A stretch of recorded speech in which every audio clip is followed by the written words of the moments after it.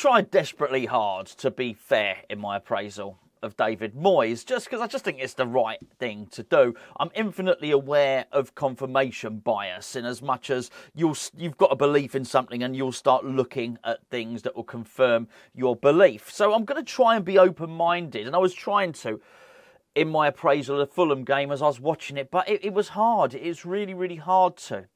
I guess if we're looking at the positives and looking for because I wasn't happy with what I saw. Let me just say that from the outset. So what might I have got wrong? What am I not seeing? Why have I already made up my mind about David Moyes? So I'm watching that Fulham game with a view to being disappointed. I'm sort of aware that that's my mindset. I don't want to do that. Everyone, particularly on the internet at the moment, everything's so black and white. I always try and look for that sort of middle area. The truth is usually somewhere in the middle. So what was good about that performance before I have a moan? Because I'm going to have a moan. It was a good fitness exercise. I think Fulham are a decent... They are a decent team, so I was going to damn them with faint praise. I'm not going to. Fulham been a decent team this season. And we got a draw against a Premier League team away. I thought we were probably better than Fulham in the second half. And there was I thought we pressed quite well. And there were some occasions where we pressed with such a high line that we won the ball back well, which created goal-scoring opportunities. One of those resulted in a goal, by the way. We were pressing very high. Flynn Downs dispossessed a Fulham player, gave it straight to Jarrod Bowen, who by this point was playing up front because Gamaka went off early. We'll get to that in a minute. And we scored a goal. Good goal. If what you're doing is playing the high press, that's exactly what you want to happen. So well done. Those are the tactics. So it wasn't without merit. It wasn't without merit, the game against Fulham. We probably needed it. Lots of teams were playing friendlies. Fine. With that in mind, I found it really, really disappointing. I'm going to read out some words to you now that I wrote down. Stale, lacking adventure, uninspiring, nothing has changed. That's what I wrote down, amongst other stuff, by the way, like the substitutions and the goals and things like that when they happened. And I can't quite shift from that on this game. So I should have bloody brushed me. I ain't got much hair. Some of it was sticking up there. Anyway. Like Tim, basically. I was disappointed with that. We really did lack adventure. We were told by Billy McKinlay, who was put forward to do some of the press stuff after, it might have been the Cambridge, I think possibly was the Cambridge game, might have even been the Udinese game. We were told by Billy McKinlay, because David Moyes didn't want to do the press stuff, that we've been working on some stuff. We've been looking at attacking more, a bit more ball retention. That's how I read the comments anyway. A little bit more swashbuckle in our tackle. In our tackle. Whoops. In our attack. I'm not even going to do that out. In our attack, if you like. I don't see it. I didn't see much tackle or swashbuckle, to be perfectly honest with you. I did think it was stale. I did think it was uninspiring. And I did think, looking at that, I didn't think we've been working on anything at all. That looked exactly the same as it had been looking. What I've been looking for as a West Ham fan, and here's what I was wanting to see and what I was hoping to see, that the break that the World Cup had afforded us would have seen possibly a change in tactics, certainly a change in mindset, and hopefully a change in sort of morale and motivation. So I was hoping we'd see some different tactics, a bit more attacking, and we'd see some players with a bit more of a spring in their step. I didn't feel I saw any of it. I really didn't.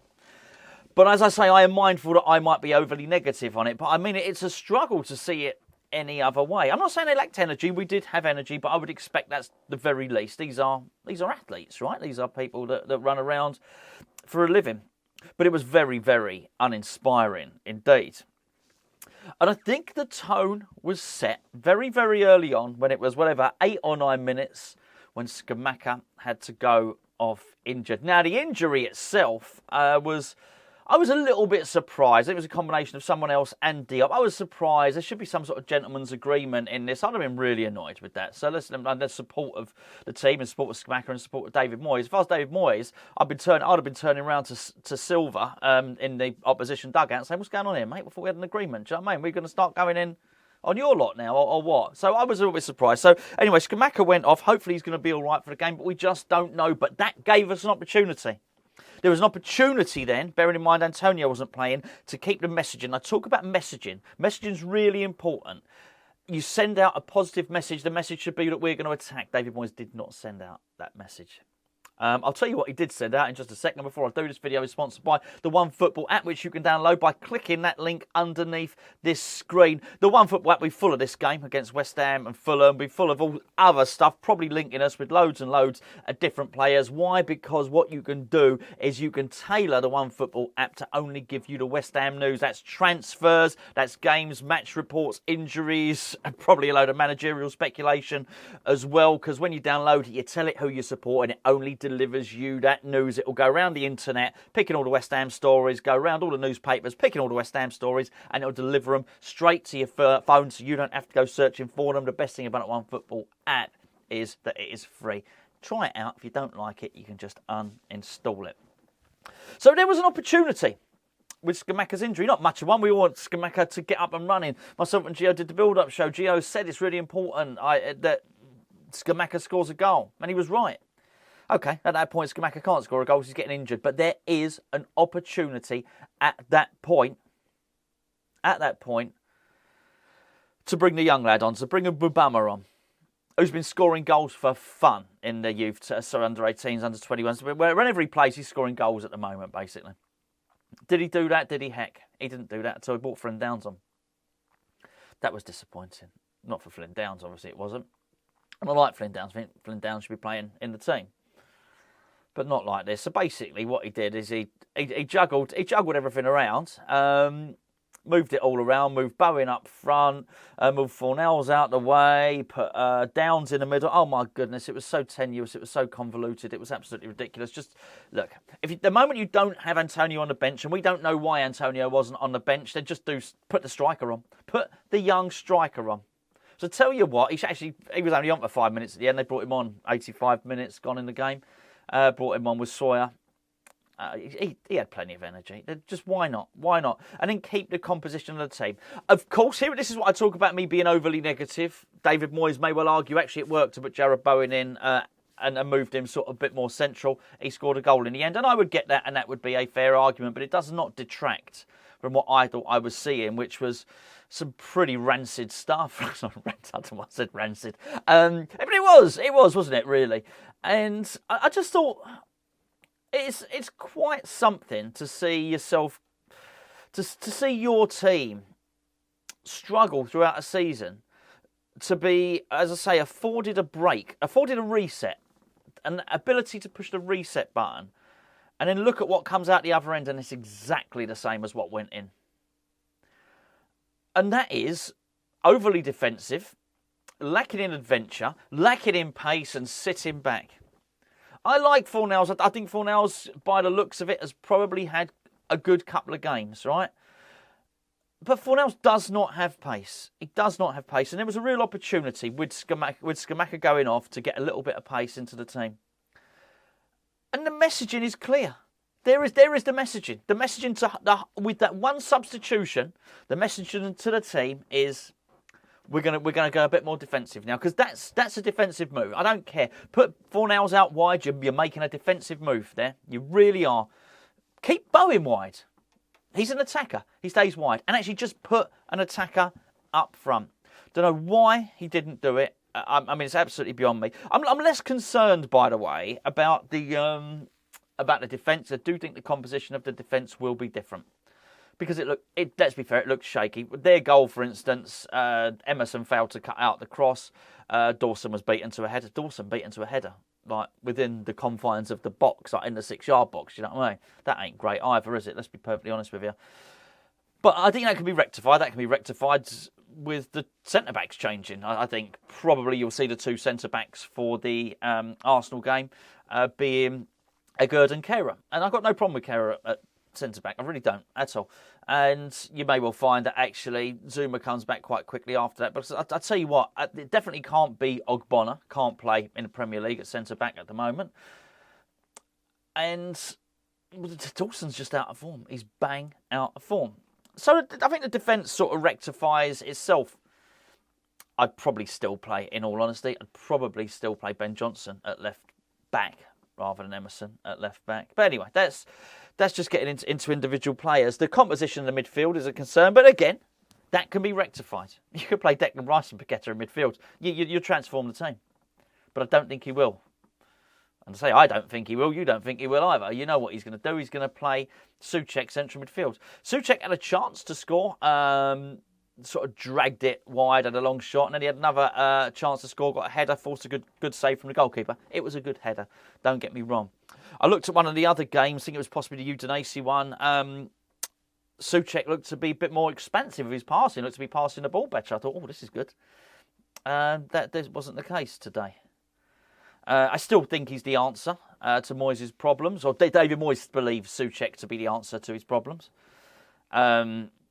How it's going to play out with the Soufal situation, where Soufal seems to be lacking motivation. Soufal seems to be unhappy with his treatment. They're really good mates. I'm not sure how healthy that is. If what you're going to do is basically get rid of Souček's mate, how's that going to? And you're going to rely on Souček in central midfield. I find it really hard. I find it really hard to make a case, any case whatsoever, that Thomas Souček should be starting over Lucas Paqueta in central midfield after what I've seen in the World Cup. I really do.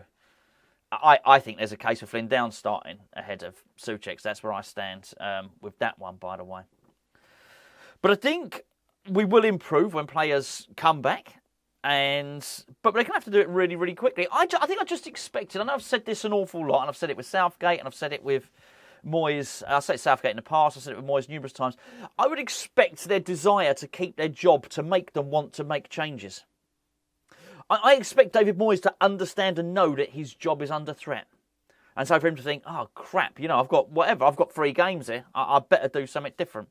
And because of that, I expect at the arse end of this training, this 6 weeks off or whatever they've got, I know they had 2 weeks off, a month on the training pitch, whatever it is, at the back end of it, I expect to see the results of that change. The results of that realisation from David Moyes that his job is under threat. That's what I would expect to see. I guess I shouldn't be surprised that what appears to have come out the arse end of it is exactly the same as what we saw going into it. But that's how it looks to me. Maybe you think I've got it wrong. Maybe, and please do. Honestly, if you in the comments do tell me if you think I've got it wrong and you saw that as a positive and good performance. I mean, I struggled, and it is hard. I just say that, particularly when you've got that sort of negative mindset, which I do, and it's not like I went into the game with a negative mindset. If you watch me in the build-up with Gia, I'm in quite a jolly, happy mood. But it actually almost like it was that substitution sucked the life out of me, to be fair. And then what I watched for the rest of that first half, it was then hard not to watch it and see a load of crap a lot of the time.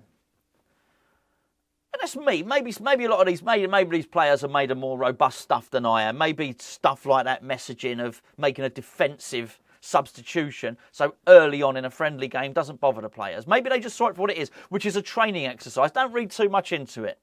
And maybe that's it. Maybe that's the part that I've got wrong. It's just a training exercise. But there's an old saying. Practice makes perfect, which is not true. The saying should be, practice makes permanent. I heard that it's not my saying, it's from Terry Venables. I heard it years ago. But it's a good one. It's a really good one. Basically, because practice doesn't make perfect, because you can practice, if you practice hitting a golf ball the wrong way with a really bad swing 10,000 times, it's going to make you get a bad swing. It's going to be permanent. It doesn't necessarily make it a perfect swing. Practicing the right thing perfectly makes it perfect, but practice makes permanent. So maybe this just what was a training game.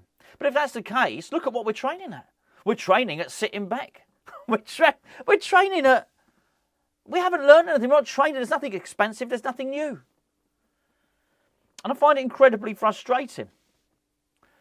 And I've got to say, maybe, just maybe, it's just me that reads it that way. I suspect not. Maybe the players don't feel that way. But I've got to say, following that game against Fulham, I'm a lot less confident about the Arsenal game. I wasn't particularly confident about it anyway. That probably is not the right way to phrase it. I wasn't confident about the Arsenal game. If you watch the channel all the time, you'll know what I think. I suspect that David Moyes needs 4 points out of the next 3 games, but they have to come in a particular order. Next 3 games are obviously Arsenal, Brentford, Leeds. And I've thought, for probably the last 2 or 3 weeks, that actually I think David Moyes might do that. And my reason into thinking that was that he'll get the players in the training ground. That's what David Moyes has been complaining about. He's been complaining because of the back-to-back games with Europe before this. Doesn't have enough time to work on set plays and training and all the rest of it. Well, I think, okay, you get that. You get that time to impart your tactical ideas on the players. Great. I also thought it would give them a bit of a rest. A change is as good as a rest and all that stuff, right? So I thought they would come back mentally a little bit more refreshed. So I thought that would be a good thing as well. And I thought for everybody, I just thought it would be a time for new training, new ideas, a nice break, a nice rest. And because of that, I sort of thought, you know what? I think out of the next 9 points, I think we can get 4. And I honestly thought that right up until the point that I've watched that Fulham game. Now, having watched that Fulham game, I'm not so sure.